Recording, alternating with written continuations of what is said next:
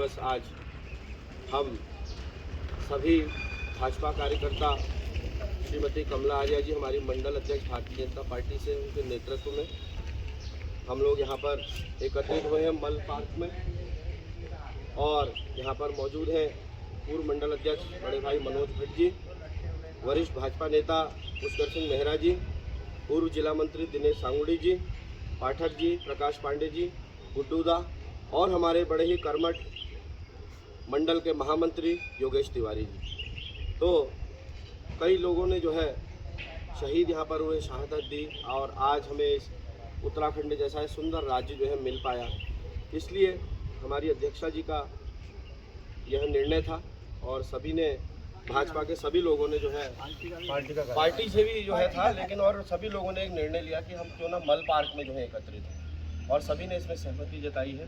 इसलिए आज मैं राज्य स्थापना दिवस पर मैं संक्षिप्त पे बोलने के लिए हमारी मंडल अध्यक्षा कमला आर्या जी को आमंत्रित करता हूँ। हमारे उत्तराखंड राज्य का स्थापना दिवस है आज। 2002 में हमारा उत्तराखंड राज्य बना था और आज हमारा जो है 23 साल पूरे होंगे। 24 साल के ये उत्तराखंड जो है 24 साल की यौवना अवस्था पे आया है। इसमें कई कांड जुड़े हमारे, जैसे मसूरी कांड है, खटीमा कांड है, मुजफ्फरनगर कांड है। उस समय उत्तर प्रदेश का ही एक हिस्सा होता था। उस समय उत्तर प्रदेश में मुलायम सिंह यादव की सरकार थी, जिसने बड़े बेरहमी से हमारे उत्तराखंड मेरी मातृभूमि, मातृभूमि हो मेरी पितृभूमि। ओ भूमि तेरी जय जयकार, मेरे हिमाला हिमाला तेरी जय जयकार, मेरे हिमाला। कर्म कूटा मेरो युजन को, कर्म कूटा मेरो युजन को। जल के गाड़ गंगे की धारा, मेरे हिमाला हिमाला तेरी जय जयकार, मेरे हिमाला। 21वीं वर्षगांठ कल से 24वें मार्च में प्रवेश कर रहे हैं। समस्त उत्तराखंड की जनता को हार्दिक बधाई और अनंत शुभकामनाएं। आज से ठीक 23 साल पहले हमारे पूर्व प्रधानमंत्री दिवंगत श्री स्वर्गीय अटल बिहारी वाजपेयी जी के द्वारा 3 राज्यों के साथ उत्तराखंड राज्य का निर्माण किया गया, इसकी घोषणा की गई। और इसके पीछे एक बहुत बड़ा इतिहास, त्याग, तपस्या का रहा है। आज के दिन सर्वप्रथम में जिन लोगों के द्वारा उत्तराखंड राज्य आंदोलन में शहादत दी गई, हमारे वो साथी 52 साथी जो थे हमारे राज्य आंदोलन का, उनमें शहीद हुए। खटीमा में सबसे पहले खटीमा में शहादत हुई, उसके बाद कूच के लिए गई तो दिल्ली कूच में हम 3 लोग थे। और हमारे तिवारी जी वहाँ बुराड़ी के मैदान में इनके पास मंच था, जहाँ प्रवासी पर्वती वहाँ पे थे, तो वहाँ पर मंच था। उस मंच का संचालन की जो कमेटी थी उसमें आप और मुझे भी उस पर इनके द्वारा बोलने का अवसर मिला। और 5 लाख की भीड़ थी, बिल्कुल आज हम कल्पना भी नहीं कर सकते हैं। 5 लाख की भीड़ को किया। 8 लोगों में मेरा भी इस मौका मिला। कुमाऊं से आप ही ने बोला? हाँ, और कुमाऊं से मेरे को ही मौका मिला। प्रवासी लोगों ने बोला, गढ़वाल के लोगों ने बोला।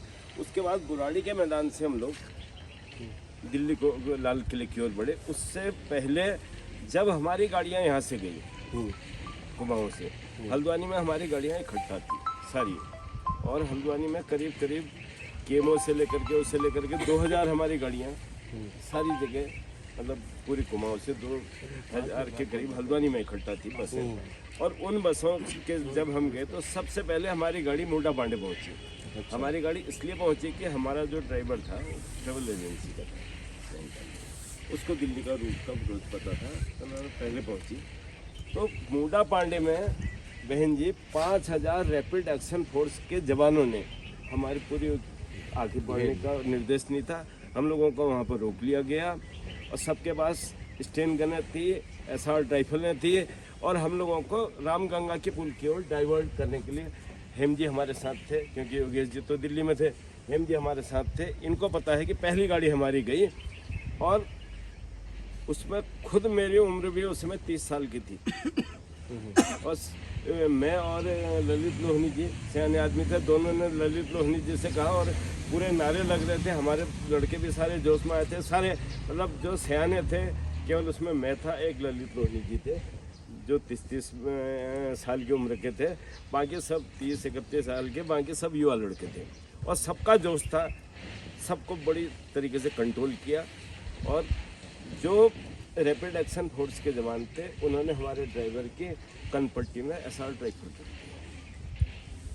डाइवर्ट करने के लिए, और उस समय पता नहीं किस तरीके से मैं पीछे से था, उसने कहा भाई साहब ये मेरी खोपड़ी उड़ा देगा, इसकी थोड़ा सा नोक आप नीचे कर दो।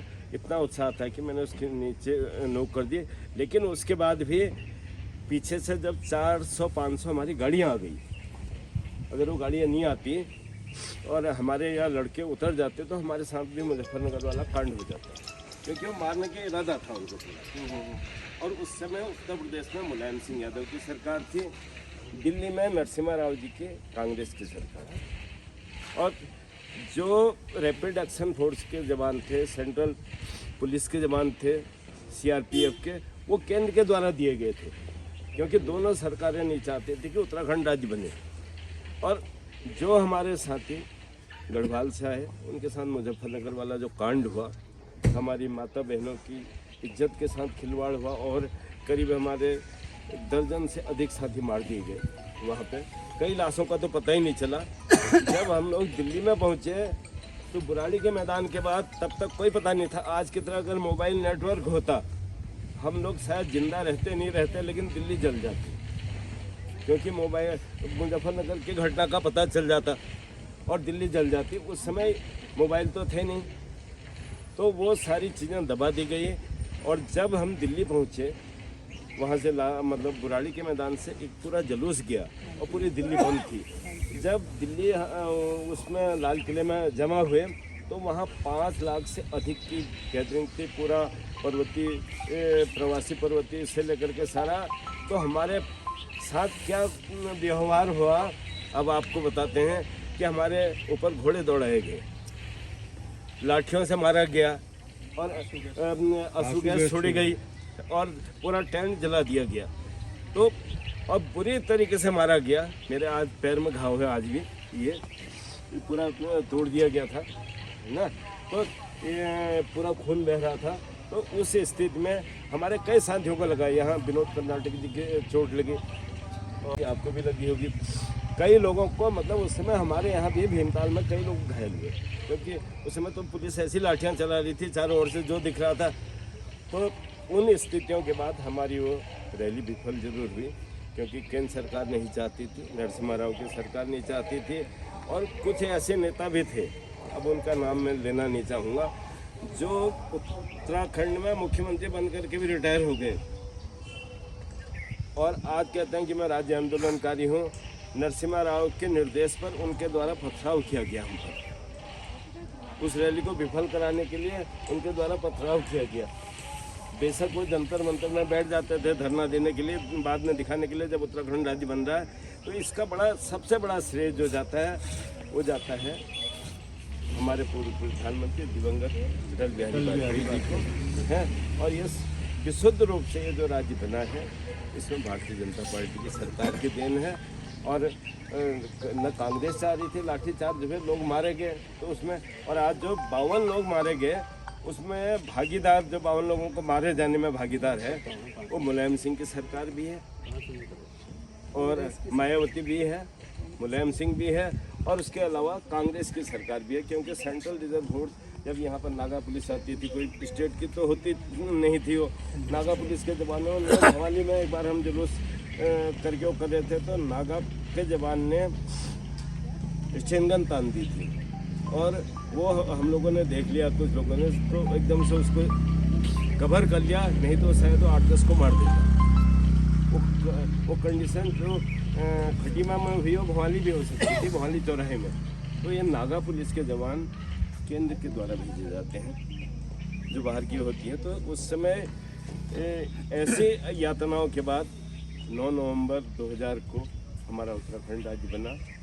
आज देखो उत्तराखंड राज्य की ज़रूरत क्यों थी, ये उत्तर प्रदेश ने इसे उपनिवेश मान लिया था। जैसे अंग्रेज ने भारत को उपनिवेश मान लिया था, उपनिवेशिक शासन था, यहाँ कोई विकास नहीं था। आज उत्तराखंड बनने के बाद हमारे प्रधानमंत्री जी साल में 4 बार उत्तराखंड आ रहे हैं। पहले भी प्रधानमंत्री रहे, इससे पहले मनमोहन सिंह जी कभी नहीं आए होंगे तो एक बार कहीं नैनीताल के आसपास रहे होंगे।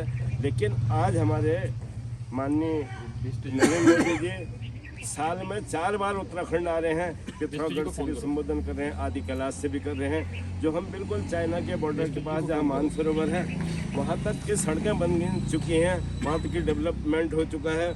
बाणा जो जिसको हम पहले की सरकारें कहती थी कि भारत का आखिरी गांव है सीमा का, उसको पहला गांव बना करके वहाँ तक कनेक्टिविटी जोड़ दी है।